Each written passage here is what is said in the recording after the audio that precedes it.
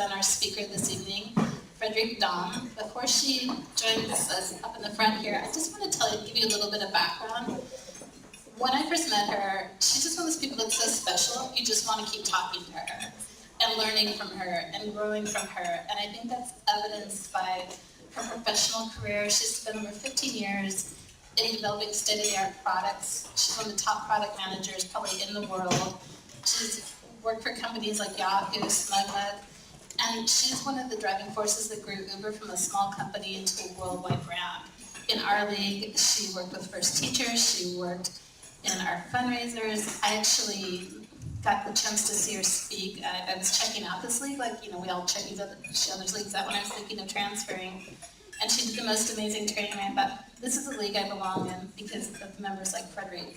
So I can't say enough how excited we are. It's a testament that so many of you come to hear her tonight. And I know you're going to enjoy this. So without further ado, I give you Frederique.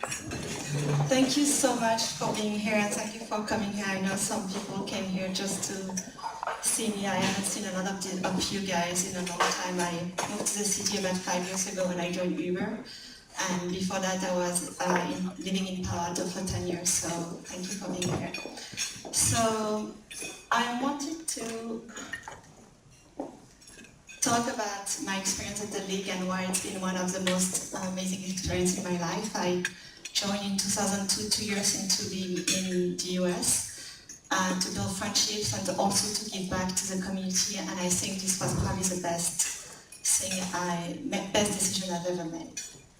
So my story, just to give you a bit of background, I was born and raised in south of France in Nice, studied engineering in Paris and London, and then moved to the US after graduating. So I started as a market researcher, and then I was a product manager in enterprise software, and in 2004 joined Yahoo for 5 years, and then worked on consumer products until now. Worked at Uber for 4 years, and most recently became an investor, and I'm on the board of Ubisoft, a gaming company. So this is me with my dad in Corsica, and this is me 2 years ago at Uber. I joined the league in 2002, and like I said, it's one of the most amazing time in my life. Like I built long life of friendship, I learned a lot, and I want to kind of share with you 3 things that I've learned, and that I would say that this is what made my career here, and also my personal life, and made my life be home here, really. So the first thing I want to share with you is how much of an impact the league has on the community and on myself, and probably on you guys too. What I love about the league is that we are all volunteering here. We have families, we have a job, and we don't need to be here, but we want to do it because we know we're making an impact. And that's what I like about the league is, you know that you're making an impact on people directly or indirectly by fundraising or by working on projects. And to me, I think this is a very big sign of being a leader. Leaders don't lead by telling you what to do, they lead you by influence, by really telling you the impact you're making on other people. And so for me, the league was a great example to practice being a leader. The impact means that you matter. I was on the First Teacher Committee for 4 years, 3 years as a committee member, and then really 1 year as a co-chair. And I loved every bit of it. And what I loved is the impact I was making every day. I worked with parents. Can you hear me well? Is that okay? Perfect. What I like is really the parents were really wanting to make a difference in their kids' life. And they didn't even know that reading was making a difference. Reading at night to their kids from 0 to 3 years old was making an impact on their life and on their future. We taught them that basically if you have a yarn, and you kind of work together to build a web, this is how neurons connect when you read to your child. And a lot of them were like, I didn't even know this was important for me to read to my child. If I had known earlier, I would have done it. And now you go and read to the kids and you explain that to the parents, And they come week over week and tell you, you know, I write to my kids, and I took them in my arms, and we built intimacy, and we learn names of animals, and we learn about letters, and you're like, I'm making an impact every day. And it was so powerful for me to be like, I'm here and I'm making a difference. And I think this was one of the most important times for me as a league to know that you're doing it right there, right now. And then I volunteered at the shelter network. We all have to do our done in a day shift, and I picked the shelter network in Redwood City. And we helped shelter people to really get back to the normal life. And this woman, I helped her to choose clothes, and she was very excited to get new clothes for church and for a new job. And it was really empowering to empower her to have like a new life.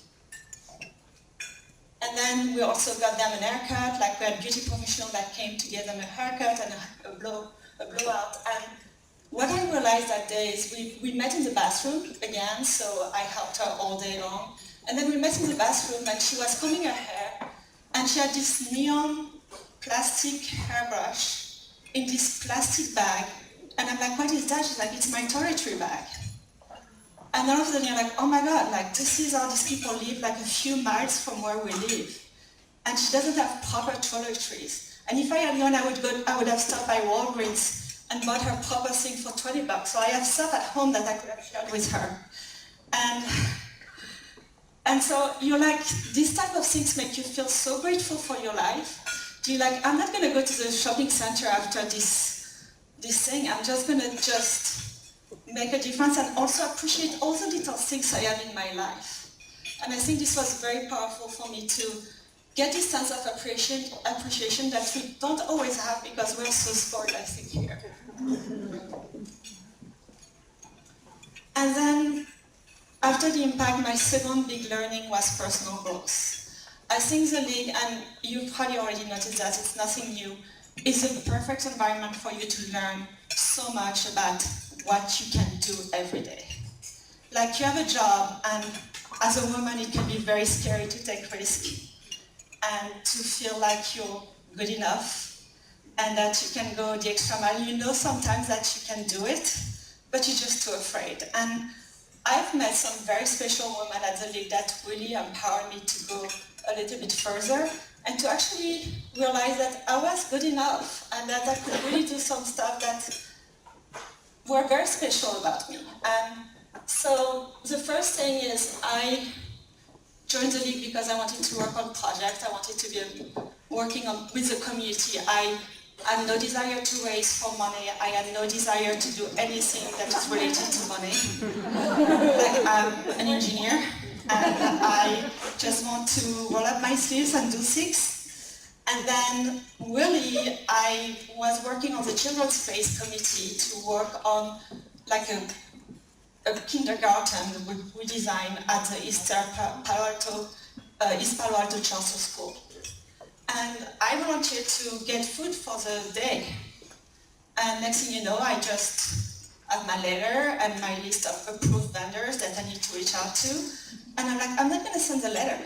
I'm just gonna go to them and explain what we're doing and why it matters to have food for our volunteers this Sunday. And so I show up, I go to La Baguette, I go to Hobbies and Andronicos, and I ask to talk to the manager. And I'm like, this is what we're doing, and this is why it matters, and this is the impact we're making. And they're like, of course we will give you. Like, I wish I could do it. Like, I wish I had time to volunteer, and I don't. What you need? And next thing you know, I send this email to everyone, and I'm like, guys, this is what we have lined up for the food. I'm feeding you guys. It was on October 29th, 2003. And then Naomi, who was, I don't know if she was still already the president, but she was an inspiring figure to me. She was a speaker at our provisional meetings, the first meeting we had, and she was incredible. I'm like, I want to be her when I grow up. She was just that full of passion woman that you're like, oh my gosh, she's so bold and so full of energy, and one day I'll be speaking to today. And she replied, she's like, Frederique, excellent, I have always been so bad at soliciting, you almost make it look easy. And next thing you know, I arrive with my boxes of food and croissant and energy bars. And she's like, have you thought about being on a fundraiser? And I'm like, no. I don't want to ask for money, I don't know how to do it. She's like, yes, you're doing it right now. Like, can you see what you just did? And I was kind of like, teased about, like I was just a little bit, oh my God, maybe I can do it. Like maybe that was fun. That was fun to talk from my heart and really ask people for something, for a cause that I really believe in. And if I can ask money for the Junior League because I believe in the Junior League, I can probably raise money. So second active year, I'm the assistant chair on underwriting on the Holiday Boutique. Assistant chair. You're like, oh my God. So I made it, and I raised 30% more money than the previous years. So it was, and I actually, was for me a lesson that I use in my career is you try something and then you experiment a little bit more and you replicate and you go a little bit bigger. And so I'm like, it works to ask vendors for food and go and meet with them and tell them why it matters. What if I do the same thing with the league members and I visit every single committee and tell them why it matters to, what do we do with the league, how do we raise money, what do we need? And I did that, I did just that. And next thing you know, I have one of the league members who sent me an email the next day. And she said, my husband is a lawyer and they have a big fund and they don't know who to give the money for charity and they don't know who to give the money to. Do you want it? No kidding, no kidding. I probably still have the email. And this was for me like, if you don't ask, you don't get. And if you don't, you need to keep working on things that are working and just apply it to the different, like at a different scale, but still apply it. So really think about what you did that was successful and keep doing it over and over again and fine tune every time. But for me, it was a huge success and I had a very successful fundraising year. And the next year, I had so much fun that I wanted to do it again. But what we decided to do is someone else became an assistant chair and I pitched to the committee to be a +1 on the committee. So we're 2 people this time, and we raised 30% more again. Woo! On top of it.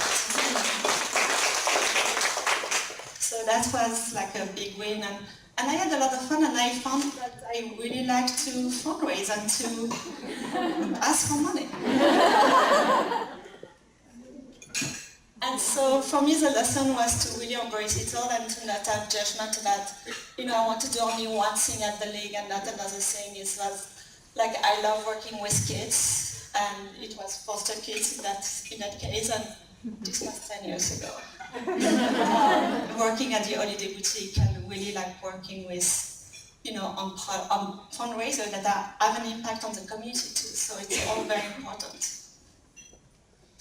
So then, the third lesson, or the third finding, or whatever you want to call it, it's friendships.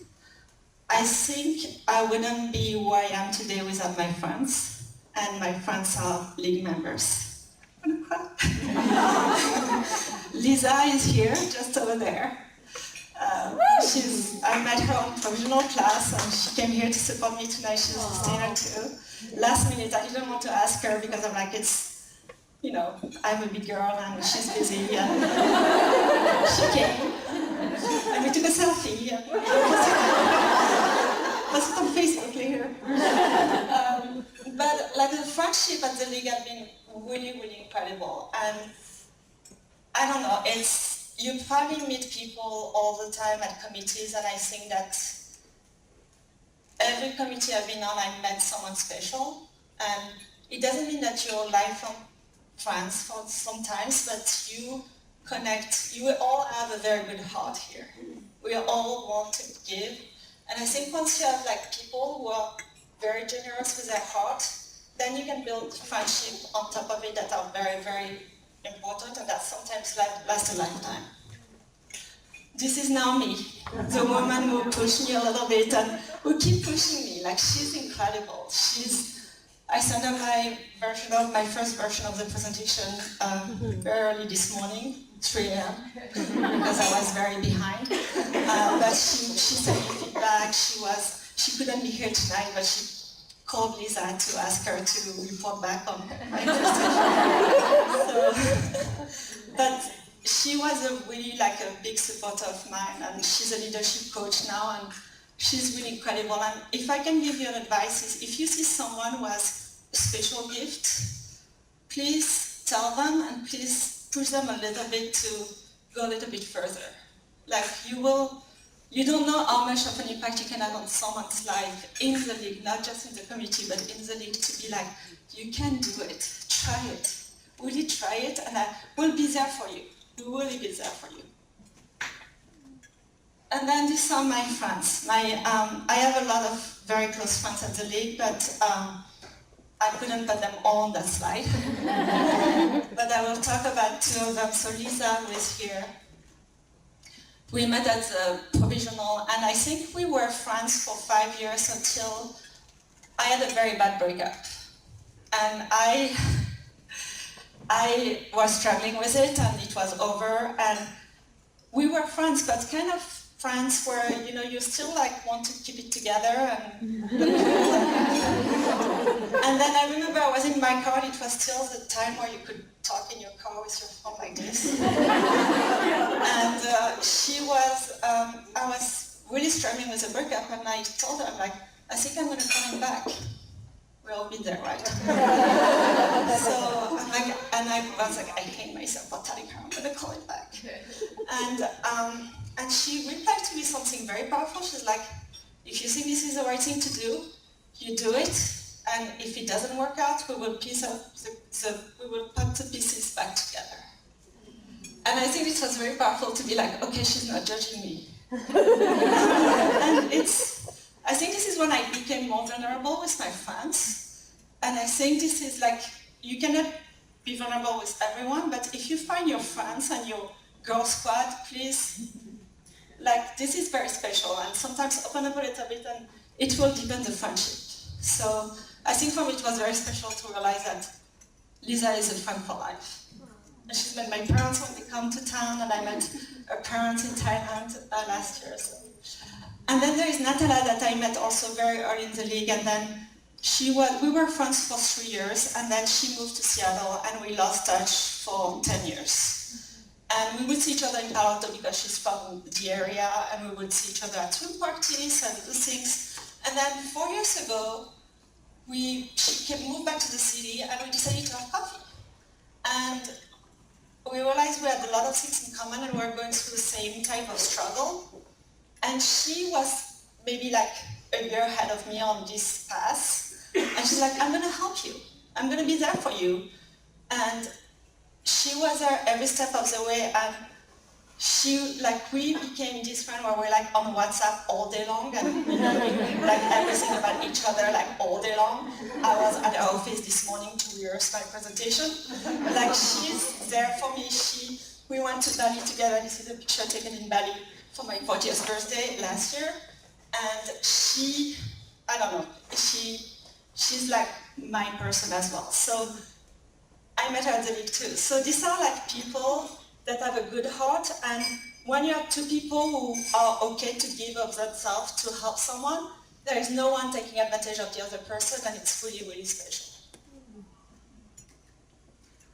And so these are all my friends. So we meet at community projects, so you recognize some of these faces, and every time I remember going to this done in a day, and I met Leslie and Shannon that I had never met before. So every time you go to an event, like, meet someone new and create a relationship with them. And then of course we have fun and we dress fancy and do a lot of things together. That was at Holiday Boutique, and this was at the 50th anniversary of the league. So in conclusion, keep making an impact, keep motivating people to volunteer by showing the impact we make on the community, grow from your learning, and then create friendships and support each other and empower each other and keep doing what you're doing. Thank you.